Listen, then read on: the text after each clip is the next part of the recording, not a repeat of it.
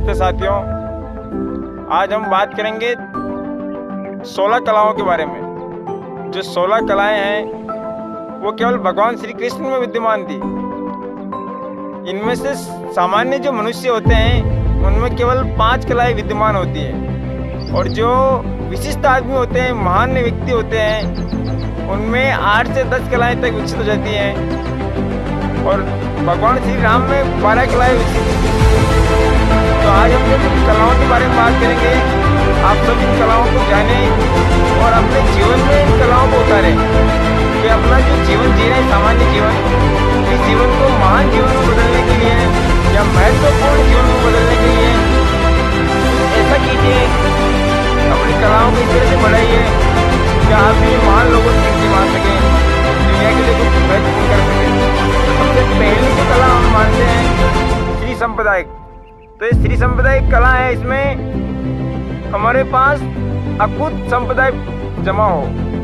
अकुत संपदा का मतलब केवल धन दौलत वैभव से नहीं है। हमारा पास अकुत धन हो, हमारा अच्छे कर्म हो, हमारे कर्म महान हो, हमारे वचन को कोई भी डाले, हमारे वचन भी महान हो।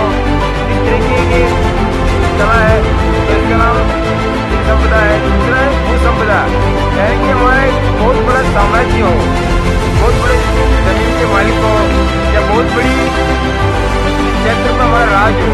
यानी कि सीधा सा है, हमारे को ऐसी कला सीखनी है जिससे हम क्षेत्र के ऊपर राज करें या राजा बने हम। तो ये कला भी बहुत विरले लोगों में होती है, राज करने की कला जो है, या भू संपदा की कला।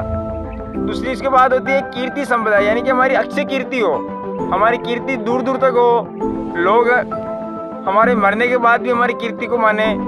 तो ये कीर्ति कला से ही संभव हो पाता है। इसके बाद वाणी सम्मोहन एक कला होती है जिससे कि हम अपनी आवाज़ से लोगों को सम्मोहित कर सकते हैं। हमारी आवाज़ सुन के लोग सम्मोहित हो जाते हैं। ये कला भगवान कृष्ण में बहुत अच्छी थी कि उनकी आवाज़ सुन के गोपियाँ घर का सारा काम छोड़ के दौड़ जाती थी। उसके बाद आधुनिक युग में हम बात करें तो स्वामी विवेकानंद के अंदर वाणी सम्मोहन कला थी, जिनकी आवाज़ सुन के लोग बिल्कुल उठते थे। उसके बाद एक लीला नाम की कला होती है। लीला यानी कि जादू करना, आप अपनी लीलाओं से लोगों को प्रभावित करना।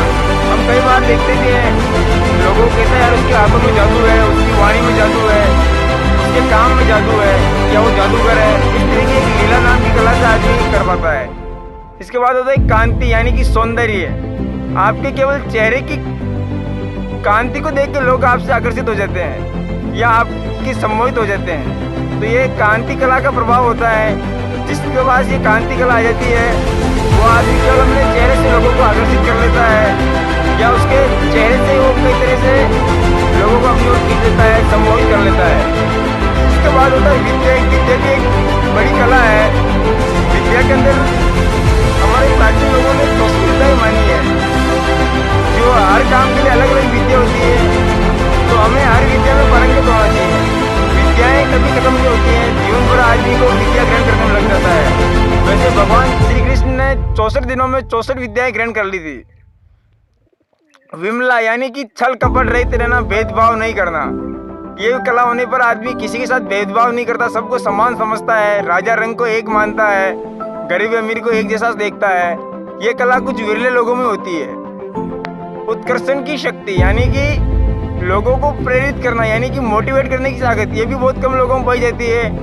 कृष्ण ने अर्जुन को जैसे मोटिवेट किया था या उपदेश दिया था कि हथियार उठाओ, युद्ध करो इन लोगों से, इस तरह की कला बहुत कम लोगों में होती है। ये कला हमें विकसित करनी चाहिए कि लोगों को उत्कर्षण पैदा कर सके हम। शीर नीर शीर एक बहुत अच्छी कला मानी गई, यानी कि इस कला का जो ज्ञाता होता है वो हमेशा न्याय करता है।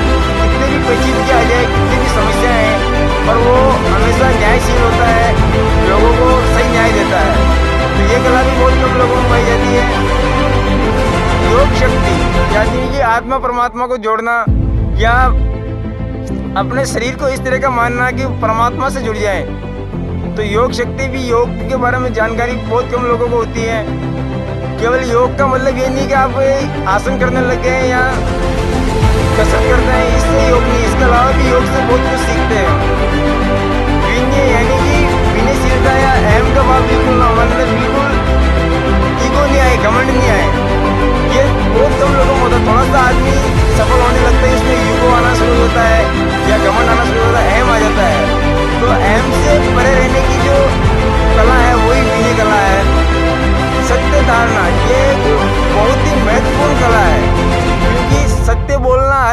बस की बात नहीं है। और आज के आधुनिक युग में तो सत्य बोलना न के बराबर लोग मिलेंगे आपको।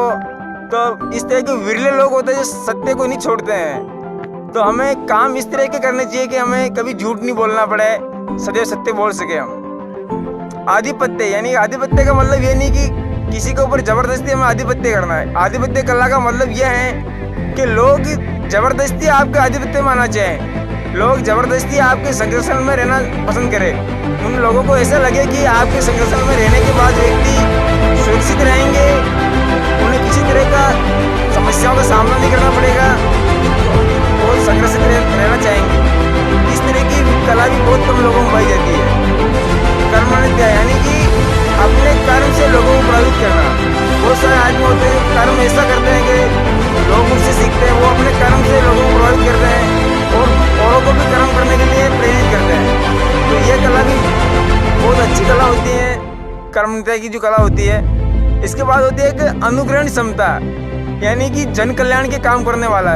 ये कला बहुत मुश्किल से मिलती है लोगों में, बहुत विरले लोगों में पाई जाती है जो हमेशा दूसरों के भले के लिए सोचता है, परोपकारी होता है, जन कल्याण करता है। इन कलाओं के बारे में अधिक जानकारी मैं डिस्क्रिप्शन के यूट्यूब का जो वीडियो अपलोड करूँगा उसमें डिस्क्रिप्शन में डाल दूँगा, जहाँ से आप आसानी से पढ़ सकते हैं, समझ सकते हैं। और ये